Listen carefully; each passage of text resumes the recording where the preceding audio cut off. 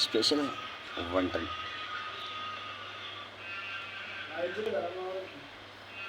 पट्टी बनाने के तरीका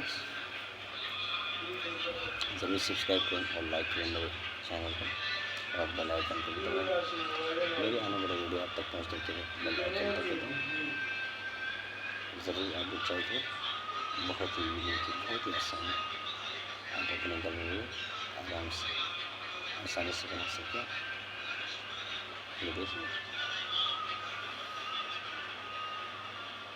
पहले एक लगा फिर दूसरा लगा फिर थोड़ा इसे कंट्रोल थोड़ा किया सारे को, फिर इस तरह आराम से अपने इसको हल्की आंच पर बनाएं।